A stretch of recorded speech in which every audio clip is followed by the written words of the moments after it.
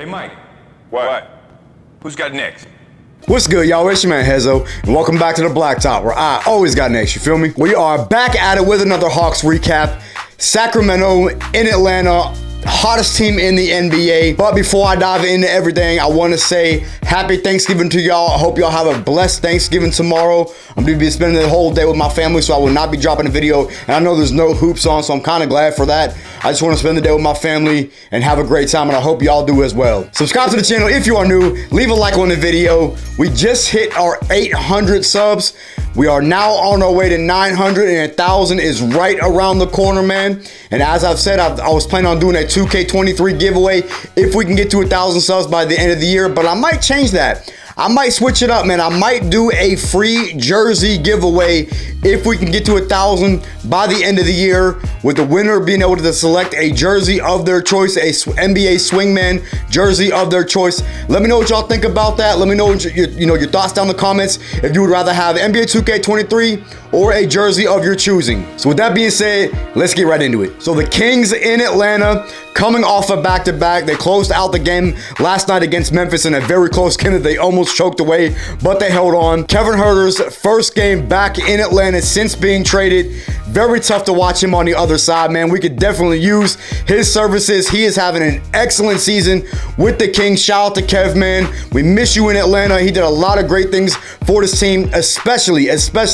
I know my Hawks fans out there remember Game 7, Kev, against the Sixers that put us in the Eastern Conference Finals. We miss him, but it is what it is. We got to move on. He's a king now. No pun intended. So the first half kind of started. Both teams kind of started, struggled offensively, not really making shots. But then midway through the first quarter, Atlanta really picked up offensively, went on a nice little run, started to create some separation. The Kings bench came in, man. Malik Monk and Trae were an absolute just bucket off the bench, man. Malik Monk was incredible tonight. And it feels like every time we go up against Malik Monk, he just gets buckets against us. I remember last year, I think the game in LA, I can't remember if it was in LA or in Atlanta, but he absolutely cooked us, man. He went off. I think he finished with like 30-something that night. I can't remember. Correct me if I'm wrong on that. That was a while back, so I don't remember his exact stat line. But Malik Monk has had his moments against the Hawks. He really was the only source of offense for the Kings in the entire first half. Atlanta's bench unit comes into the game. They did an excellent job, man. I cannot even say enough about Jalen Johnson and AJ Griffin. These two dudes were incredible the entire first half. Jalen Johnson was giving a lot of energy. AJ Griffin was doing AJ Griffin things.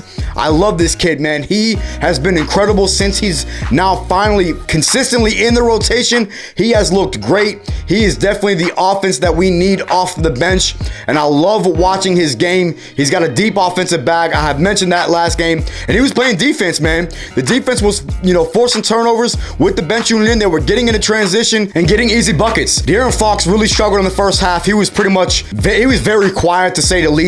Atlanta up 15 going into the second half. Shout out to T.I., man. I know this isn't basketball related, but T.I. put on an incredible halftime performance. And if you are from Atlanta like myself, you gotta be a T.I. fan. He means so much to the Atlanta culture and so much to Atlanta in general. One of my all-time favorite artists. An incredible halftime performance for T.I. Shout out to T.I., man. Great to see. So the second half starts, and it was kind of back and forth.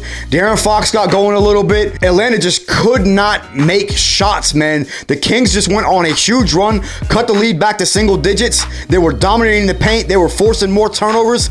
The Hawks looked bad the entire second half, just could not get their shots to fall. But the Kings couldn't capitalize, man. They could not get fully back into the game, where they would cut it to about 6-7 points, but they really couldn't climb any higher than that. The Hawks, Trae hit some big shots down the stretch, and he really carried us the entire not the entire fourth quarter, but really down the stretch of the game.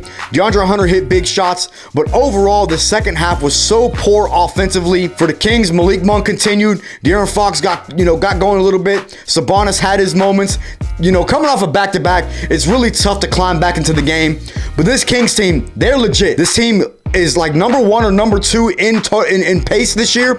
Number 2, I think, in total scoring. This Kings team is legit. De'Aaron Fox has balled out all year. He will be an all-star, and you can't take this Kings team lightly, man. This is not the same Kings team that we've seen in the past. This team was on a 7-game win streak. Coming off a back-to-back, this is a very tough game for them to come into Atlanta and win, coming off a back-to-back with the traveling and everything. I didn't really expect the Kings to win this game, but I was very nervous, and I was getting very nervous, especially down the stretch of the game with how poorly we played on offense. Just, you hate to see it. DeJounte struggled. JC really struggled. He had probably his worst offensive game in total the entire season. I'm going to touch on him a little bit later in my final takeaways. Very sloppy fourth quarter for the Hawks. I mean, they just couldn't get buckets.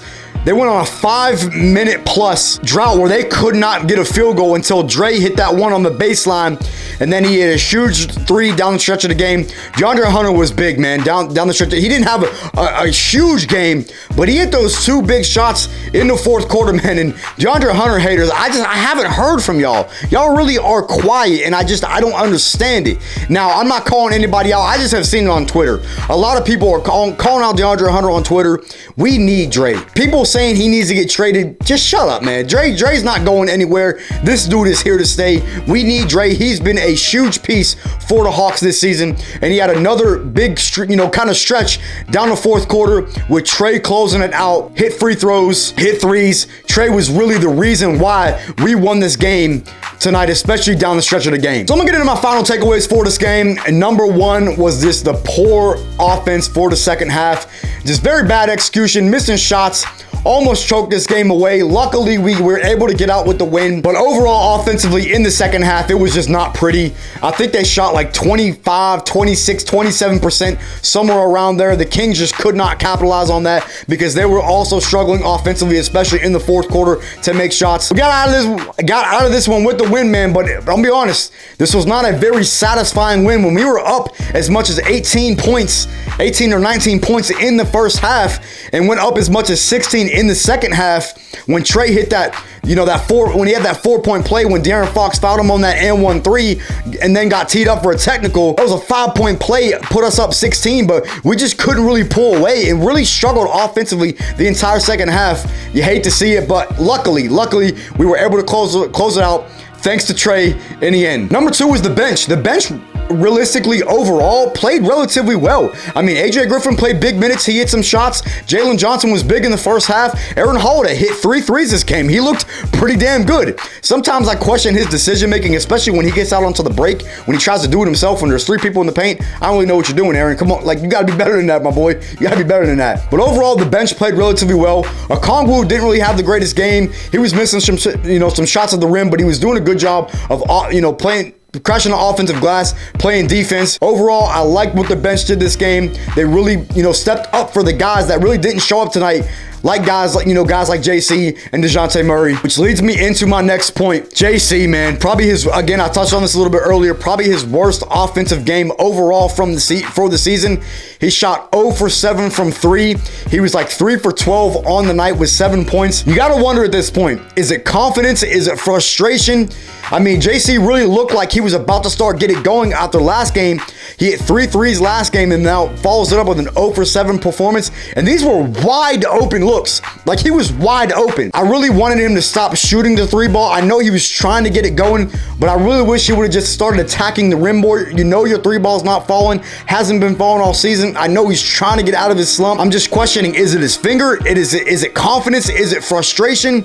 It's very hard to tell what it is. He's been in trade rumors, but I'll be honest with you, man. If y'all Hawks fans out there think that JC needs to get traded, I'm sorry, but you're wrong. JC has struggled this season. I get it, but he's struggled offensively, but he's done a lot of other great things for this team. He's not complaining. He's playing defense. JC has done other things to impact this team other than shooting. He struggled. I get it. But if you think we're going to get any package in return that's going to make the Hawks better for John Collins, you're wrong. Jay Crowder's not the answer for this team. If we get Jay Crowder back in a trade for John Collins, that's an L. Jay Crowder is one-dimensional. He's a solid defender, but he is strictly a spot up 3 shooter, and that's it. He can't post up.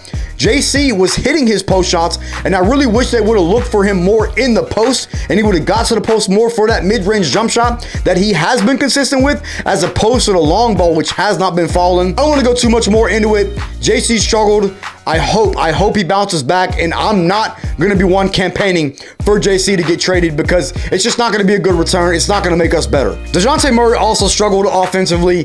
He shot like 5 for 15, 5 for 16 from the field again. Luckily, we didn't need him as much tonight because Trae was going, AJ Griffin was going, DeAndre Hunter was back in the lineup, so we had a decent game offensively. But DeJounte now back-to-back games where he really struggled offensively, but I don't really look for this to be a trend. I think he'll bounce back, man. He definitely will bounce back. We know what DeJounte is capable of. He's in his own head. A lot of these guys might be in their own head. JC might be in his own head. I look for these guys to turn around, man. At the end of the day, we did get the win, even though it was an ugly win. Number 4 was Trae. Trae was absolutely incredible. A masterpiece from Trae.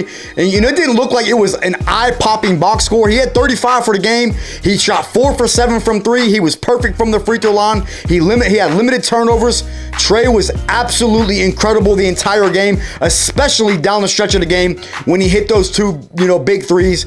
And this is the Trae that we need going forward to get, Trae back to the all-star top 3 point guard that he is in the NBA. I look for Trae to start to build off of this game and really start to get it going offensively, to get those shooting percentages up, to get that field goal percentage up, and really drive this team to the team that we are capable of being. Shout to Trae, man. You balled your ass off tonight, and we needed it. So my fifth and final point, this kind of piggybacks off of my JC and DeJounte point, is that we were able to at least win the game with both of them guys struggling. There's not too many nights where we're going to come out and be able to get a W at, just in general, whether it's at home or on the road, with both DeJounte and JC struggling like they did tonight. They both shot poorly from the field, but we were able to overcome it.